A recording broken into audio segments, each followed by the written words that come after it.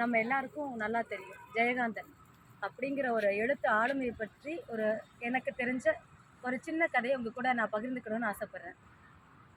ஜெயகாந்தன் அவர் எழுதினதில் எனக்கு இந்த கதை ஏன் பிடிக்கும்னா, நம்ம பல நேரங்களில் நம்ம வீடுகளில் அம்மா பேசும்போது, இல்லை நமக்கு வேண்டப்பட்டவங்க யார் பேசும்போது, நான் ரொம்ப பிஸியாக இருக்கேன் அப்படின்னு சொல்கிறவங்களுக்கும், இவங்க இப்படி தான் இந்த மனநிலையில் தான் இருக்காங்க அப்படின்னு நம்மளே முன்னாடியே ஒரு ஜட்ஜ் பண்ணிட்டு போவோம் அவங்கக்கிட்ட. அப்படி நினைக்கிறவங்களுக்கும் இந்த கதை ஒரு பாடமாக இருக்கும்னு எனக்கு தோணுது. அதனால நான் உங்ககிட்ட இந்த கதையை பகிர்ந்துக்க விரும்புகிறேன். இந்த கதை இப்படி ஆரம்பிக்குது. ஒரு வெளிநாட்டு கம்பெனி, அந்த வெளிநாட்டு கம்பெனியில் மேனேஜராக ஒர்க் பண்ணக்கூடிய ஒரு நபர். அவர் அந்த கம்பெனியோட மேனேஜர். அவர் எப்படி மேனேஜர் ஆனார்னா, கிளர்க்காக இருந்து ஹெட் கிளர்க் ஆகி அதுக்கப்புறம் அந்த கம்பெனியோட மேனேஜர் ஆகிருப்பார். அதுக்கு அவருடைய படிப்படியான உழைப்பு மட்டும்தான் காரணம். அவர் அந்த அளவுக்கு உழைச்சி வந்ததுனால தான் பல பேருக்கு வேலையில்லா திண்டாட்டங்கள் இருக்கக்கூடிய அந்த காலத்தில், இன்றைக்கி கூட வேலை யாருக்கும் கிடைக்கிறது இல்லை. அப்படிப்பட்ட காலத்தில் அவர் மேனேஜராக இருக்கிறது பெரிய விஷயமா அவர் பார்க்குறார். அவர் அந்த உத்தியோகத்துக்கு போனதுனால தான் அவருக்கு ஒரு சர்ஜனோட பொண்ணை கல்யாணம் பண்ணிக்கிறதுக்கான வாய்ப்பு கிடைச்சிது அப்படின்னு அவர் நினைக்கிறார். எத்தனை பேருக்கு இந்த பாக்கியம் கிடைக்கும் அப்படின்னு அவர் நினைக்கிறார். அவர் எந்த அளவுக்கு பிஸின்னா, அவங்களுக்கு ஒரு குழந்தை பிறக்குது. அவருடைய குழந்தைய பார்க்கறதுக்கு வரலேன்னு மனைவி கோவிச்சுட்டு கடிதம் எழுதுறா. ஆனால் அதுக்கு அவர் சொல்லக்கூடிய பதில், என் குழந்தை தானே, பொறுமையாக பார்த்துக்கிட்டா போகுது, இப்போ என்ன அவசரம் அப்படின்ற நினைக்கிற அளவுக்கு தான் அவருடைய வேலை அவரை பிஸியாக வச்சிட்ருக்கு. அதனால் அவர் ரொம்ப பிஸி மேன். இந்த மாதிரி சூழ்நிலையில் ஒரு நாள் அவர் போயிட்டுருக்காரு. ப்ராட்வே கிட்ட போகும்போது, காலையில் ஆஃபீஸ் கிளம்புற அவசரத்தில் போகிறாரு. போகும்போது அவர் காரை டிராஃபிக் மேன் நிறுத்திடுறாரு. நிறுத்திட்டு டிராஃபிக் சிக்னலில் நிறுத்துறாரு. நிற்கும் போது அவருக்கு புதுமை பித்தனுடைய கடவுளும் கந்தசாமியும் அப்படிங்கிற ஒரு புத்தகம் ஞாபகம் வருது. அந்த புத்தகத்தில் ஒரு வரி ஒன்று. அதில் ஏன் அவருக்கு ஞாபகம் வந்துச்சுன்னா, கடவுளும் கந்தசாமியும்ல கடவுள் கந்தசாமி கிட்ட கேட்ட அதே கேள்வியை இங்கே ஒருத்தர் கேட்குறாரு. ஐயா, இதுக்கு ட்ரிபிள் கேனுக்கு எப்படி போகணும்னு கேட்குறாரு. திருவல்லிக்கேணிக்கு நீங்கள் ட்ராம்லேயும் போகலாம், பஸ்லேயும் போகலாம், இல்லை கேட்டு கேட்டு நடந்தே கூட போகலாம். இதே பதில் கந்தசாமிக்கு கடவுள் சொன்ன பதில். அதே பதில் அவர் சொல்கிறாரு.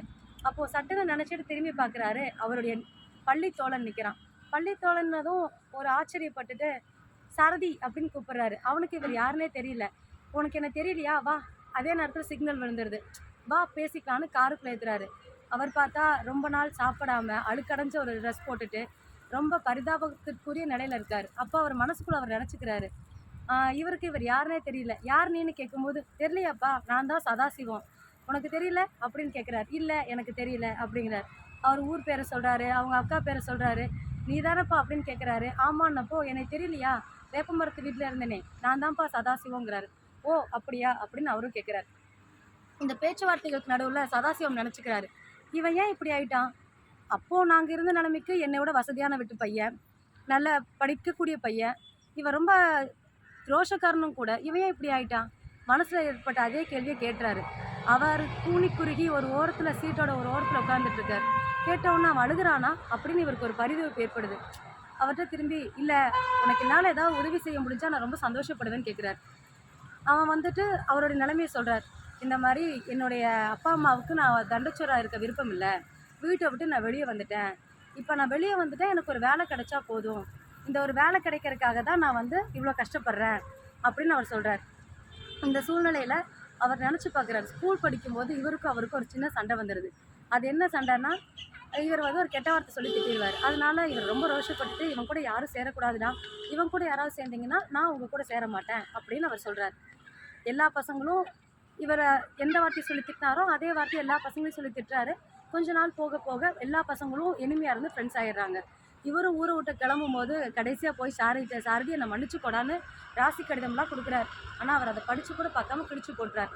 அதுக்கப்புறம் இவர் அவரை பார்க்கவே இல்லை. இப்போ தான் பார்க்குறாரு. ஆஃபீஸ்க்கு போய் உனக்கு ஒரு வேலை வாங்கி தரேன்ப்பா, வா அப்படின்னு கூட்டிகிட்டு போகிறார். போய் அவர் ஆஃபீஸ்க்குள்ளே உட்காந்துட்டு இவனுக்கு டீ சொல்லலாம்னு நினைக்கும் போது இவருடைய மேனேஜர்கிட்டேருந்து ஒரு ஃபோன் வந்துடும்.